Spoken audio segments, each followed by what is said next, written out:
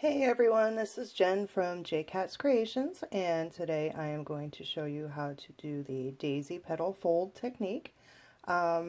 Just quickly, here is a list of supplies that I used for the wreath. It's pretty basic. The first thing here is a 10-inch box wire frame. I actually got it from Craft Outlet. Actually, the mesh is also from craftoutlet.com as well. A box wire just means that it's the one with the 4 rings as opposed to the frames that have the 3 rings. So once again, 10-inch box wire frame. I had used all of the white that I had. Actually, the white was a 21-inch mesh, and I had actually used the entire roll of that. So just be warned of that. If you decide to do the double petal and like that, where I use the white in the middle, I did use an entire roll of the 21-inch mesh.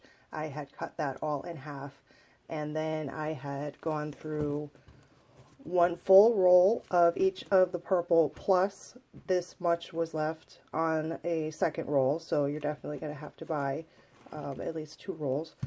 And then with the yellow center, this was only 1 roll, so this is what I had left. I used maybe about half, a little bit more for that. Obviously, you're going to need tons and tons of pipe cleaners, your scissors. I have my cutter, and also having a cutting mat definitely makes all of this a lot easier, since we are talking about a wreath that did require 213 pieces of mesh. It took 8 hours, so you're definitely going to spend a lot of time cutting, so I would highly recommend having the rotary cutter and a mat for this project. So at this point, you get all your pieces of mesh cut up, or you can kind of cut and go, which I did with this one, so either way works just as well. So at this point, we're just going to get right into it. So to do a single petal of the daisy fold, we're going to take one 10 by 10 inch square of mesh, going to lay it out, and then bring it top corner down to the bottom corner, so you've made a triangle. Then you're going to take one side, fold it down to the bottom point, and then do the same on the other side. So at this point, you've got this sort of a petal shape here. You want to take your hand, wrap around where these parts are. You want to make sure you get that gathered in. I usually fix it a little bit so it's to where I want it. You can see the back, I have all of that tucked in and grabbed there, because you want to make sure you catch that with a pipe cleaner. You don't want to have any of it sticking out, because it might make it a little bit looser. You want to make sure that your pipe cleaner is really, really tight, because you don't want to have any problems with this loosening up. So then I take the pipe cleaner and I wrap it around and make sure catch all the shorter pieces here in the back. And like I said, I kind of push it in, and then I wrap it around a few times, but really, really as tight as you possibly can, because you want to make sure that you don't lose that fold in any way, shape, or form.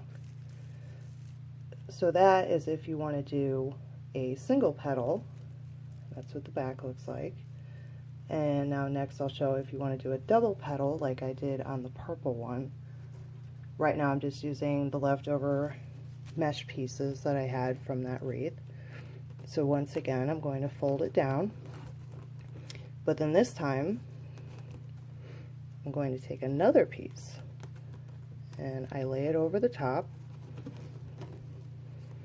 fold that down as well, and then do the same thing as the other one, where you fold down to the bottom point on either side.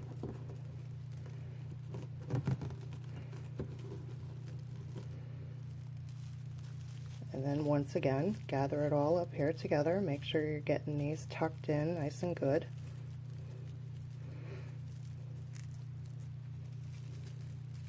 And it's a little bit more to hold in your hand because you've got 2 pieces now, so you may have to work it a little bit just to kind of get it to the shape and size that you're looking for. And then once again, wrap it with a pipe cleaner. Do a little push. Try to get it as tight as you can. A couple of twists. And that's how I got the two-tone look on the one that I had made. And you see it's just the two of them together. So now the next part was something, since I've made two of these before that were similar, I kind of had a little learning curve on what to do with this tail part, because when I would put it here in the frame, as you can see, it's pretty bulky. And for the first two wreaths I had made with this style of petal, I had left that, and basically this amount was sticking out of the back of the entire wreath when I was done. And needless to say, it adds an extreme amount of mesh onto the back of the wreath. And what I ended up doing was taking a pair of scissors and trimming it all off, and to be quite honest, it was pretty ridiculous. So at this point, what I did with this one that seemed to work a little better, I'm not 100% happy with the method. I'm really hoping I could try and figure out a better way. But this is also something that definitely adds time to the whole process of the wreath. But what I do is I measure out about 1 inch and I cut it. So as you can see, this can also be rather time consuming when you're making, you know, 200 of these. And it's also, to me, kind of a waste of the rest of the mesh. But like I said, at this point, it's just kind of what I've come up with. Hoping to maybe try and figure that out a little bit more. But that's also why I say to make sure that the pipe cleaner is as tight as possible. You want to make sure that nothing is going to end up slipping out. The purple one I made is actually really solid. I don't see any issues with it at all. It's just my personal preference at this point of not really liking it all that much, but I can say that it does work.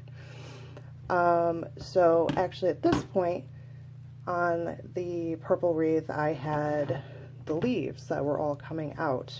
And what I did not use the outer ring at all on that one. I had actually left it open because I thought maybe I would add green leaves when I was done.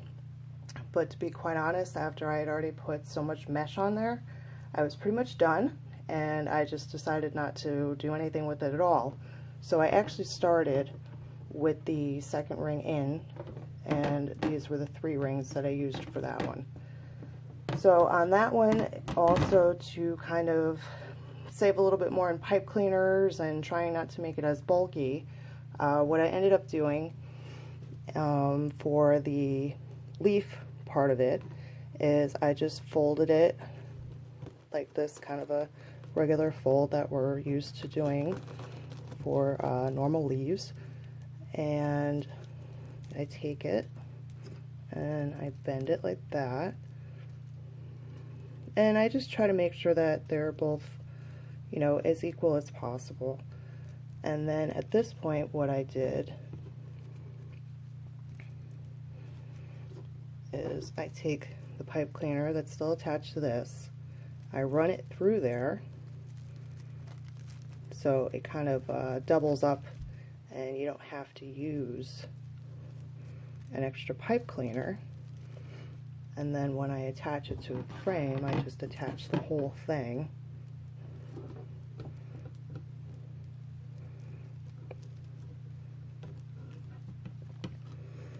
Give it a few good twists here on the back.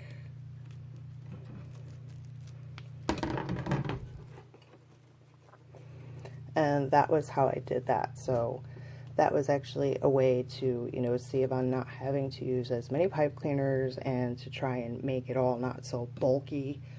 So I could pretty much, you know, use as much space as possible for just the petals. And actually when you see when I cut them 1 inch, it just pretty much fits right inside of the rings so that I don't have anything hanging out of the back. So that ended up working out a lot better. I didn't have that big bulky mess of mesh on the back of it. And so we'll just use this one while I've got it made. And obviously it's a little bit easier to cut them when they're only the one piece versus the two. And then I'll get another yellow.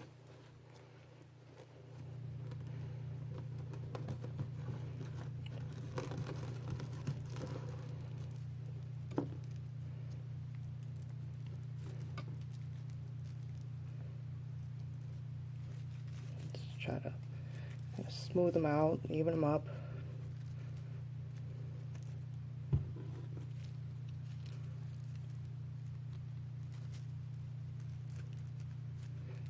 And I'm just slipping it right through the middle here.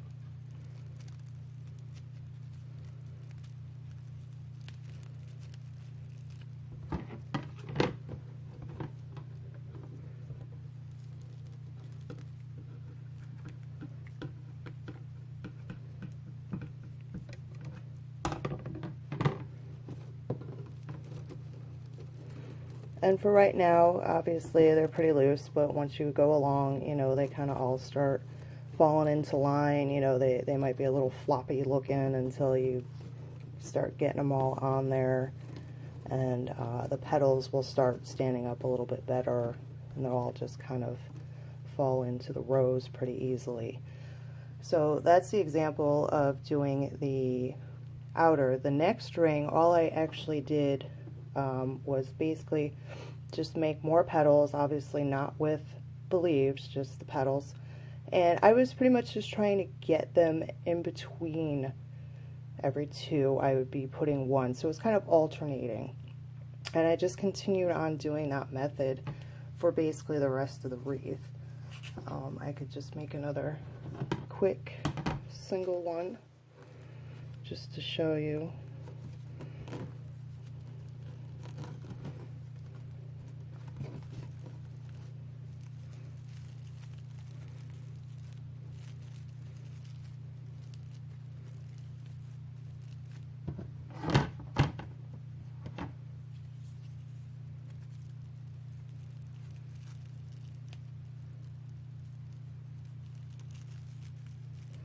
And actually, when you're making these, you know, I try to leave a little bit of room, like I said here, to make sure that I catch all the little shorter pieces. I mean, you could slide it down a little bit more, and actually you could slide it up a little bit more. And doing that, you can make your petals different sizes. That's actually what I did for the yellow center and the purple flower that I made. I had slid this up a little bit more, so that my petals were a little bit smaller, so that, you know, kind of stepped down gradually as the wreath went in. And I just wanted to, you know, try and make those a little bit smaller, so that's all I did for that. I just moved it up so that the petal part itself is a little bit smaller.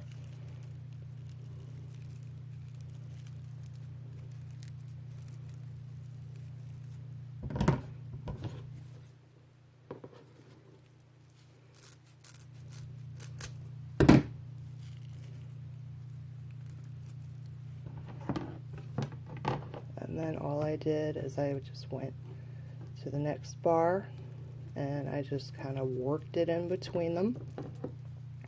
And the same thing, just twist it nice and tight on the back.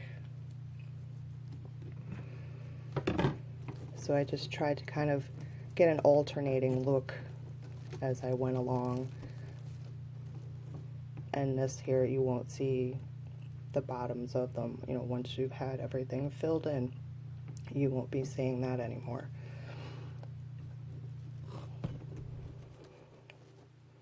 And so on this outer row, it was 35 petals plus 35 leaves. And actually, since I did those as double petals, so it's actually 70 pieces of mesh you would need for that row. So that's totally up to you. Like I said, I had started out, the two wreaths I did before this one were both with the single petals. I just decided to try a little something different this time around. The next bar in, it was 28 petals, is what I used on that one. And obviously double that if you want to have the double petals. And then the middle bar was 14. Yes, that was 14. And then the middle, the yellow center, I had 8, and then I had 4 right in the middle, so that's another 12. So like I said, you know, my grand total with the double petals and everything on that one was 213 pieces of mesh, which, you know, it's a lot, I'm not going to lie. It took a really long time. Like I've said, it took about 8 hours to make it. I wasn't really sure as I was going along, so I could probably save a little bit of time off of it, but honestly, just between cutting the mesh and folding and, you know, cutting all the ends off, you know, you could definitely spend pretty close to that amount of time, whether you want to or not. But I, you know, definitely had a lot of fun making it. It was something different. Oh, also, I wanted to address, I've had a lot of people ask, you know, how my edges don't really look like I have a lot of fray.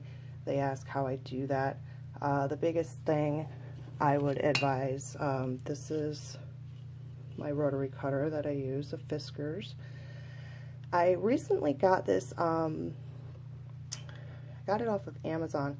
It is a titanium replacement blade, which is supposed to be a lot sharper than the regular one, and I can vouch for that. I really, really do think it is. So I think it's really given me a lot of nice clean cuts, and I do get a little bit of fray. I trim it as I go, and honestly, when I go to take pictures, it's pretty much like a photo shoot, and I get it all trimmed up and, you know, fix all the little pieces so that it looks as best as it possibly can. But, you know, as you can see on this yellow one, you know, I do have a little bit hanging off that I would trim off.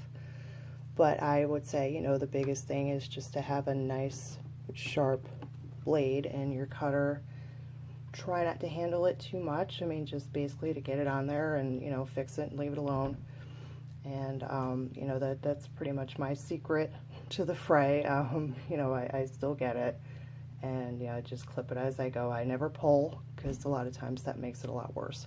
So I don't do that. I just have some pretty decent scissors that I use. I've probably been a lot worse to them than I should be. What is it? Clear Cuts Titanium. I believe these had come off of Amazon as well.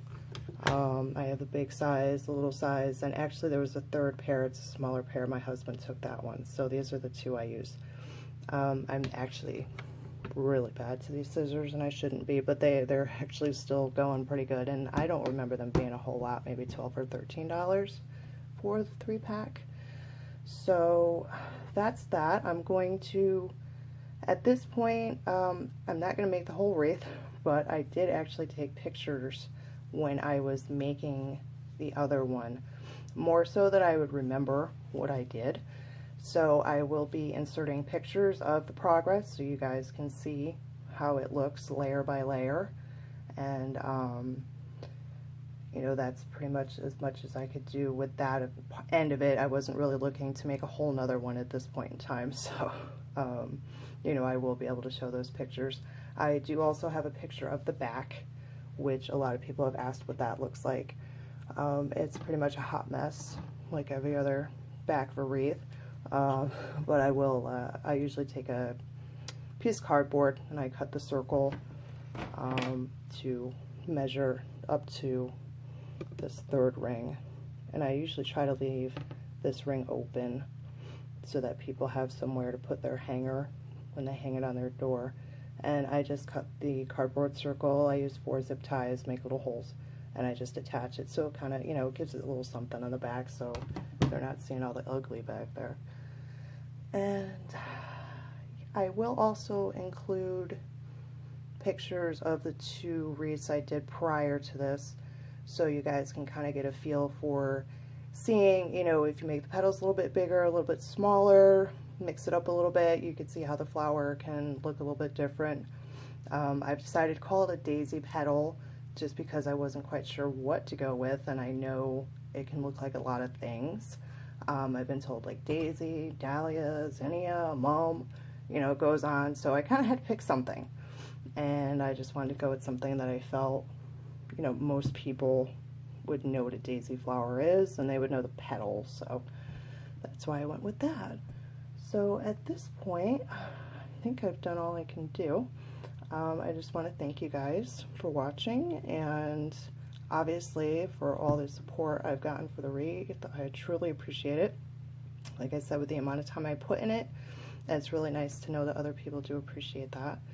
So I'm more than happy to, you know, share what I did with you guys, and I absolutely cannot wait to see what you guys come out with too, because it's something, it's like so cool because the possibilities are endless with the color combinations. So I'm definitely looking forward to seeing what you guys come up with. So at this point, like I said, I just want to thank you for watching, and I hope you all have a good day. Thank you.